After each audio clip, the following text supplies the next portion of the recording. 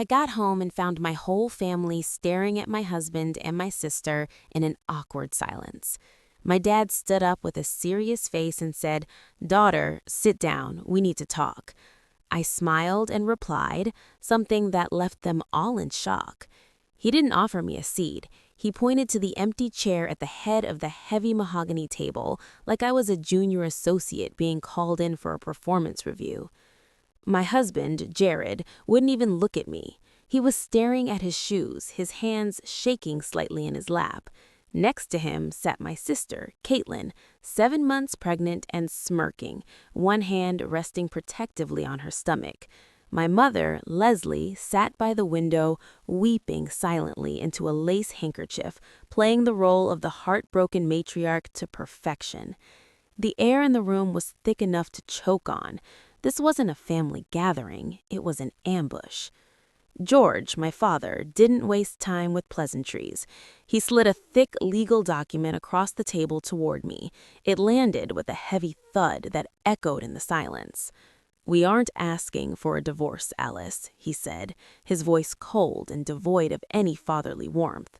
"We are demanding you sign over your 51% stake in the company to protect the family assets." He paused, letting the weight of his words settle. "Because Caitlin carries the air, and frankly, you are too emotional to lead." The doors to the library were closed. The heavy oak panels seemed to lean in, trapping me. I looked at the document, then at the faces of the people who were supposed to love me. They weren't family, they were a board of directors executing a hostile takeover. Before I tell you what I said next, tell me in the comments, what's the biggest betrayal you've ever experienced from your own blood? I'm reading every single one. They expected tears. They expected me to scream, to throw the heavy crystal tumbler my mother was nursing, to beg my husband to look me in the eye. They had prepared for an emotional explosion, because that's what people do when their lives are being dismantled in front of them. But I didn't cry. I didn't scream. I just looked at the pen George had placed perfectly parallel to the signature line. It was a Mont Blanc, heavy and black, the one he only used for signing million-dollar contracts. I picked it up. The weight of it felt familiar. For 10 years, as the CFO of this family's medical supply empire, I had used pens just like this to clean up their messes. I looked at Jared, my husband of 7 years, the man who had sworn to protect me, now cowering next to my pregnant sister. He wouldn't meet my gaze. He was studying the pattern on the Persian rug like his life depended on it. "I've been weak lately, haven't I said, my voice barely above a whisper. George leaned back, a smug satisfaction settling into the lines of his face. He thought he had broken me. "We all have our limits, Alice. You've been under a lot of stress. It's affecting your judgment." "You're right," I continued, turning the pen in my fingers. "I've been so checked out these past 6 months, just signing whatever you put in front of me. Like that check for Caitlin's new Porsche Cayenne, the one she needed for the baby's safety." Caitlin smirked, smoothing her dress over her bump. "It's a family car, Alice. You wouldn't understand." And the transfers for Jared's business trips to Las Vegas, $40,000 in a weekend. I signed off on that too. I didn't ask questions, I just wanted to keep the peace.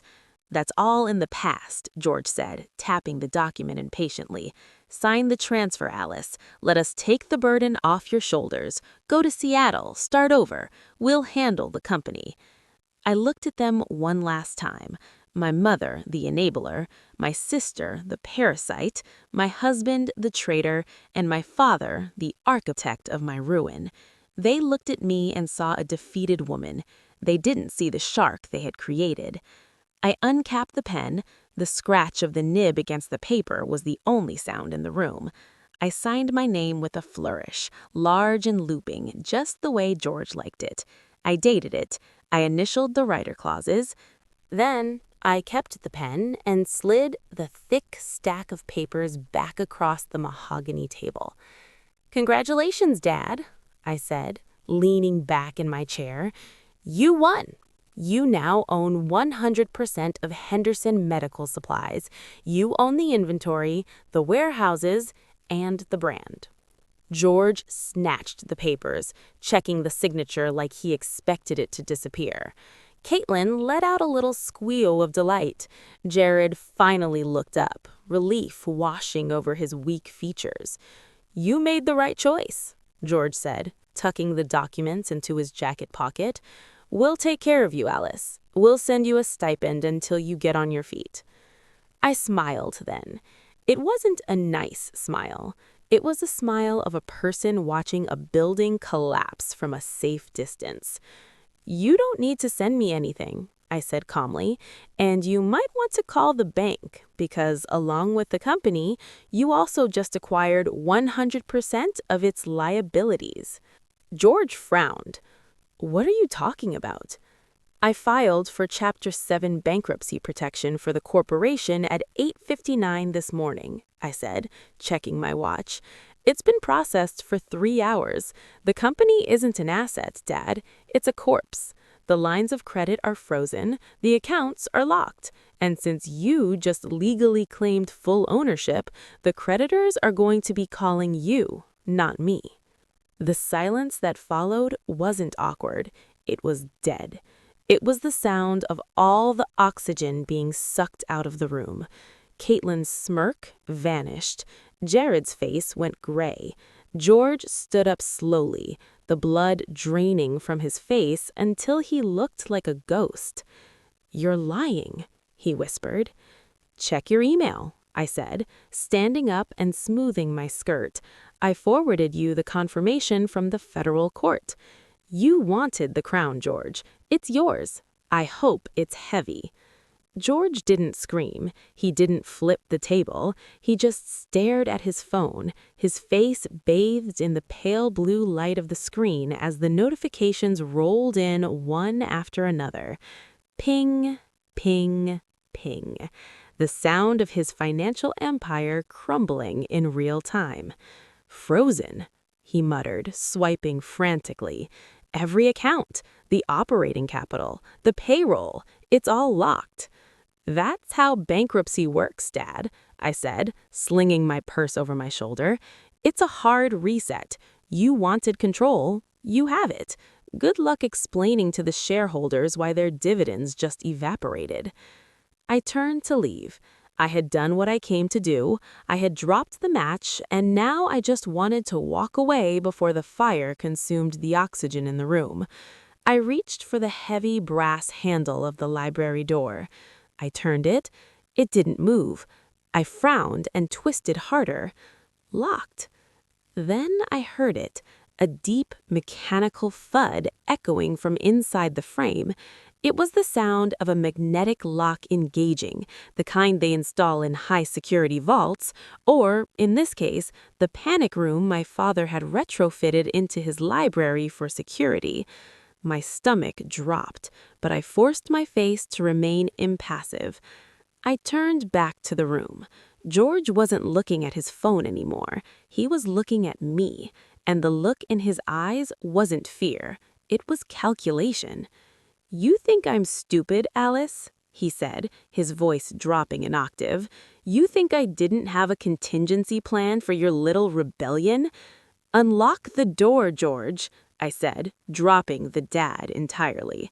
"You aren't well," he said, shaking his head with mock sadness.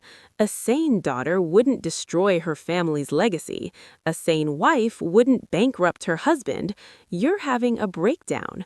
He pressed a button on the intercom system on the table. "Send them in." The door to the adjoining kitchenette, the service entrance, swung open. 2 men walked in. They were wearing navy blue scrubs, but they weren't nurses. They were built like linebackers, their necks thick with muscle, their eyes dead and professional. One of them carried a small zippered case. "Who are they?" Jared squeaked, finally finding his voice. "They're medical professionals," George lied smoothly, "here to help Alice. She's clearly a danger to herself and others. Look at her. She's manic, irrational." He turned to me and the mask slipped completely. I have Dr. Aries on speed dial. He's prepared to sign an emergency 72-hour hold, an involuntary commitment for a severe psychotic break induced by, let's say, the grief of your infertility. It's a tragedy, really. You're going to lock me up? I asked, my voice steady, though my heart was hammering against my ribs. To get the company back, to get power of attorney, he corrected. Once you're declared incompetent, I become your conservator. I can reverse the bankruptcy filing. I can annul the divorce. I can fix everything you broke. I looked at my mother. She was dabbing her eyes again, nodding along as if this were a reasonable solution to a difficult problem. I looked at Caitlin, who was watching with a detached interest of someone watching a reality show. And in that moment, I understood them perfectly. It wasn't just greed. It was something far more terrifying. They didn't see themselves as villains kidnapping a woman in her own home. They saw themselves as the victims. In their twisted reality, my refusal to serve them wasn't autonomy. It was a malfunction. To them, I was an appliance that had stopped working. You don't negotiate with a broken toaster. You fix it or you force it to work. They had normalized their cruelty so thoroughly that stripping me of my civil rights felt like an act of love to them. We have to save Alice from herself, they told themselves, so she can go back to saving us. This is kidnapping, George, I said, backing up until my legs hit the edge of the heavy desk. It's an intervention, he said, stepping closer. Sit down, Alice. Let the nice men give you something to calm your nerves. When you wake up, we'll have the papers ready for your signature. The real signature. The men in scrubs stepped forward. One of them unzipped the case. I saw the glint of a syringe. Don't touch me, I warned, my hand slipping into my purse. Not for a weapon, but for the one thing that could save me. Grab her, George said. The first man grabbed my left arm. His grip was professional, firm enough to bruise, controlled enough to restrain. The second moved to my right, flanking me like I was a violent criminal instead of a corporate officer in a pencil skirt. Easy, ma'am, the one with the syringe said, his voice terrifyingly calm. Just a little pinch to help you sleep. As the cold alcohol wipe touched my skin, my mind didn't go to fear. It went to the ledger, the invisible balance sheet I had been keeping in my head for a decade. I remembered the winter of 2019. I was 26, the newly appointed CFO, working 80-hour weeks to save the company from an IRS audit my father had triggered with his creative accounting. I ate instant noodles for dinner every night for 3 months because I was putting my entire salary back into the operating fund to make payroll. I lost 15 pounds. I lost my hair from the stress. At the same time, Caitlin was posting photos from her 3rd gap year in Bali. She was staying in a 5-star resort, drinking champagne that cost more than my rent, all paid for by the company credit card I was desperately trying to pay off. They laughed at my frugality. Then they called me boring and obsessed. They didn't know that while they were spending, I was documenting. Every noodle cup I ate was a line item in my resentment. Every luxury they enjoyed was a deposit in my bank of rage. And today, I was cashing out. Jared, I said, my voice cutting through the sterile air of the room. The man holding my left arm tightened his grip, but I didn't flinch. Look at me. My husband, the father of my sister's unborn child, finally raised his head. His eyes were wet with cowardly tears. I knew about the baby 3 months ago. Caitlin gasped, her hand flying to her mouth. George froze, his hand hovering over the intercom. I knew about the affair 6 months ago, I continued, locking eyes with the man I had vowed to love. You know that I saw the hotel charges on the Amex, the consulting fees you paid to Caitlin's shell company. I saw the diamond earrings you bought her for Valentine's Day, the ones she's wearing right now. Jared went white. Alice, I didn't say anything. I interrupted, my voice dropping to a lethal chill. I didn't scream. I didn't confront you. I let you do it. I let you steal. I let you dig the hole deeper and deeper every single day. Why? Caitlin whispered, looking at me like I was the monster. Because petty theft gets you fired, I said. But grand larceny, embezzlement, that gets you prison. I looked at my father. You called me the smart one when you needed a tax loophole, Dad, but you called Caitlin the joy of the family. You thought my silence was submission. You thought my loyalty was infinite. I wrenched my arm, not enough to break free, but enough to make the nurse stumble. I didn't stay these last 6 months because I was weak, I snarled, the mask of the beautiful daughter shattering completely. I didn't stay because I loved you. I stayed to get the receipts. I stayed to make sure that when I finally burned this house down, you would all be locked inside. Wait, I said. It wasn't a plea, it was a command. I went completely limp in the nurse's grip. The sudden lack of resistance threw them off. They loosened their hold just enough. Expecting surrender, the needle hovered inches from my arm, a tiny bead of clear liquid trembling at the tip. Finally coming to your senses, George scoffed, reaching for the pen. Sign the power of attorney, Alice. Don't make them stick you. No, I said, locking eyes with him. My heart was hammering, but my voice was the voice of the CFO, precise, analytical, lethal. I just want to ask you a question, Dad. As the CEO of this company for 30 years, do you know what the legal term piercing the corporate veil means? George blinked, thrown off by my calm. This isn't a game, I said. It's a legal doctrine. An LLC protects its owners only if the company is treated as separate. Once you use corporate money like personal cash, the veil is pierced and the protection disappears. He scoffed, insisting that was why the LLC existed. I kept going. Caitlin's Porsche was bought directly from the operating account. I signed the check. Jared's $40,000 gambling debt was wired from corporate reserves. I authorized it. The house renovations, including this panic room, were all paid by Henderson Medical Supplies. I have the full paper trail. George's face drained of color. I didn't sign those checks because I was weak. I signed them to prove the company is your alter ego. I helped you destroy your own liability shield. Caitlin panicked. What does that mean?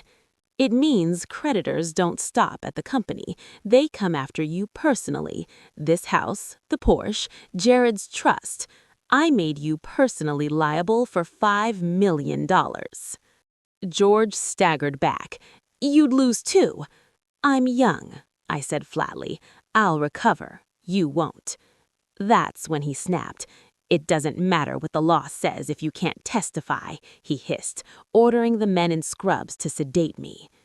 The room shifted from legal warfare to violence as they pinned me to the table and raised the syringe. Just as the needle touched my skin, the estate gate exploded. Sirens screamed.